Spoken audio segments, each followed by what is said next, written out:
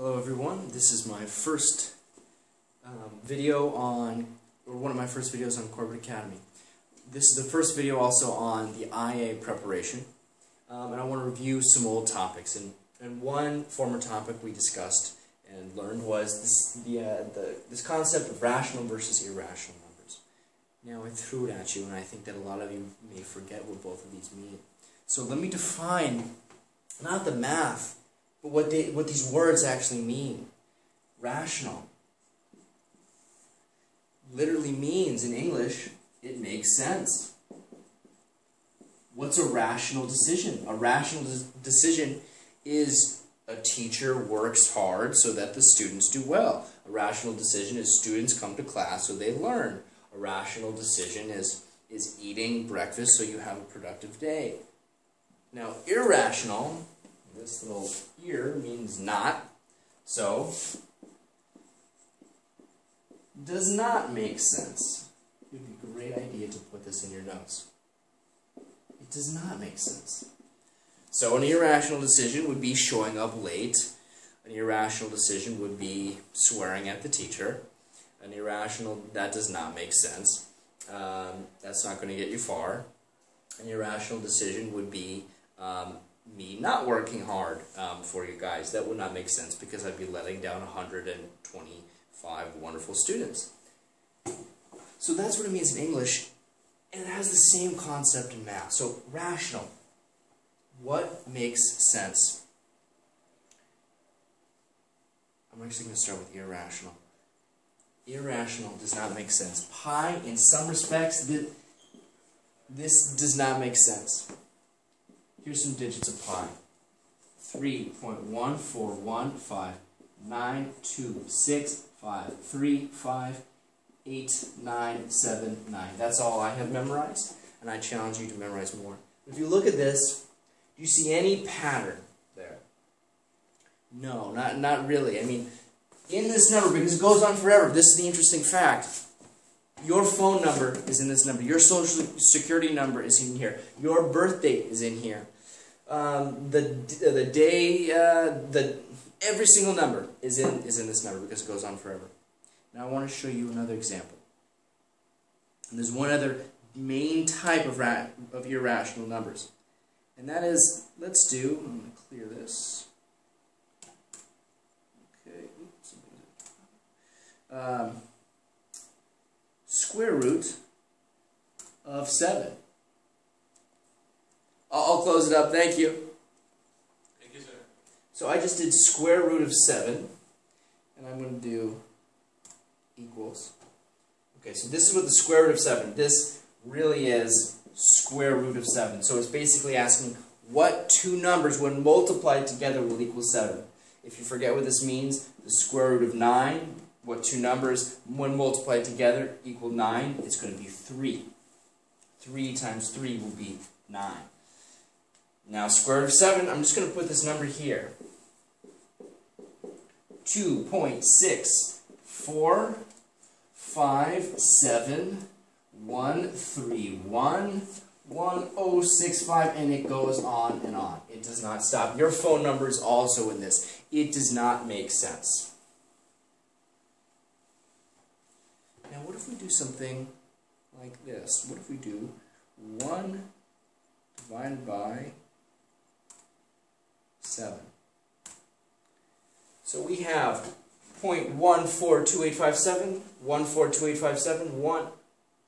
Oh, well, this is something interesting. We did this fraction, and I'll write it a little bit bigger right here, 1 over 7, which does seem like if you divide it out, it's a really weird fraction. But look at this. This is a pattern. It repeats. So, in comparing this square root of 7 never repeats. It does not have a pattern. It's random. Let's go back to our PowerPoint. In conclusion, rational numbers. Any square root of number that's not a perfect square, so the perfect squares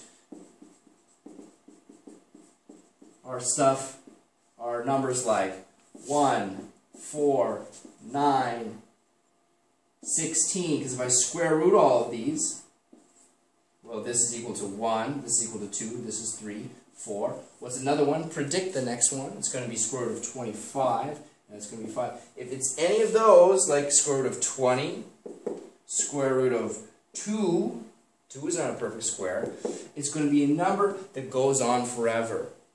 You know what? Let's find those. Let's see what they are. Square root. I'll just do square root of 2.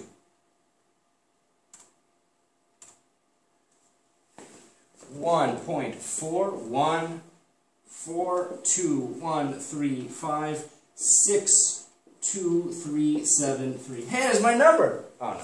Okay. It's not. You have my number. Oh, there's my age somewhere! No, just kidding. Okay.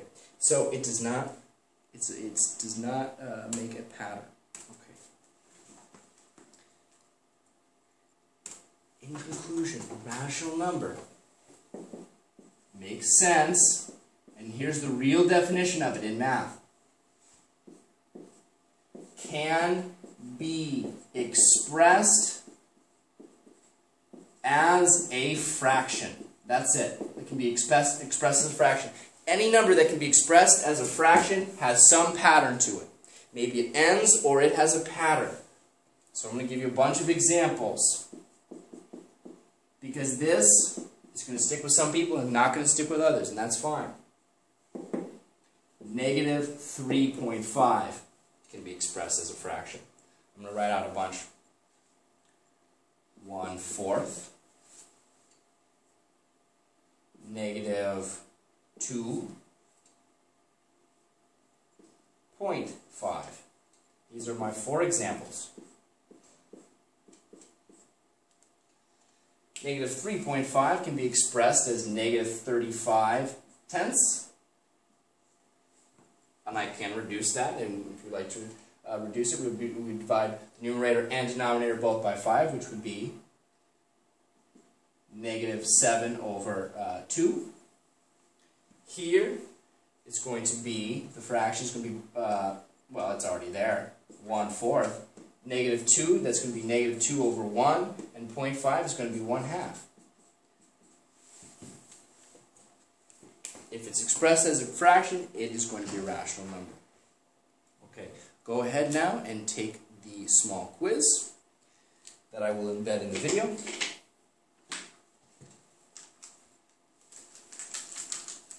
Alright, the next topic. There's 20 questions on the IA. I think what I'm going to do is about 2 topics per night per day, so you're all prepared. So there's nothing going to surprise you on the IA. Next topic is this classification of numbers. Rational numbers, we just went through that. It's rational, and over here is irrational. Integers, whole numbers, this is new. You have not learned this. I'm going to explain this. Okay, rational numbers. We know this would be great in your notes. This diagram can be expressed as a fraction. Can be expressed as a fraction. But what this also means, here's some examples, some more examples, and some more definitions. It can be any decimal, it can be positive or negative. Let's do any decimal or fraction. It can be positive or negative, and it can be integers. So here's some examples. So any decimal or fraction can be 0.5, 3.92, positive or negative. It can be negative 4.7. Integers, it can be 6. It can be negative 8. It can also be 0. Here's some examples. Integers cannot be fractions or decimals.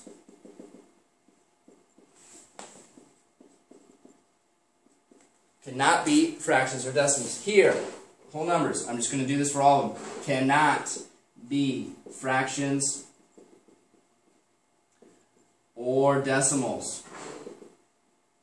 Here, once again, what do you think I'm going to write? Yes, cannot be fractions or decimals. Integers. So ask yourself, what is the main difference between rational numbers and everything else? The integers, whole numbers, and natural numbers. All of these cannot be fractions or decimals. These can. That's the main difference. Cannot be fractions or decimals. Integers can be positive or negative. Negativo. Whole numbers. I'm sorry if I get weird. It's nearly 10 o'clock and I'm here filming by myself. So if I come off too weird, I'm sorry. Okay. Whole numbers cannot be fractions or decimals. Whole numbers must be positive. Must be positive. One small thing, 0 can be a whole number. 0 can be a whole number.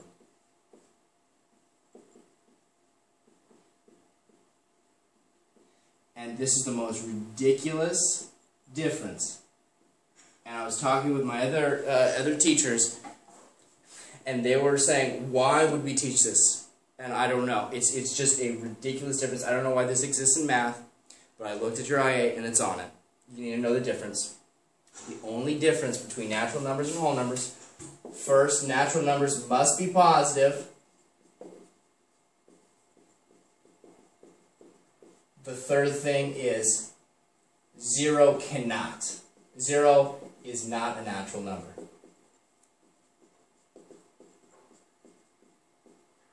Okay. So let's look at the differences between these.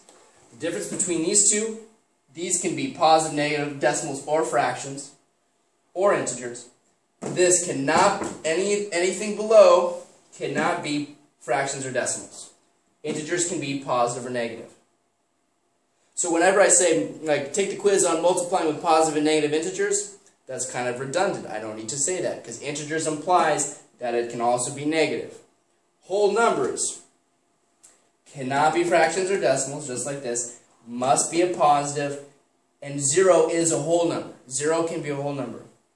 Natural numbers cannot be fractions or decimals, must be positive. The only difference between these two, and it's just so ridiculous, that 0 is not a natural number. Therefore, there's one less natural number than there are whole numbers. There's one less, and that's 0. So whole numbers of 0 can be a whole number. Natural numbers of 0 is not a whole number. So this is the most specific. It's only slightly more specific than whole numbers because 0 is not a natural number. Alright everyone, it was 13 minutes and a half. I know I've taken some time away from a wonderful weekend, but thank you so much for giving your undivided attention to this video. And I will see all of you on Monday. Thank you.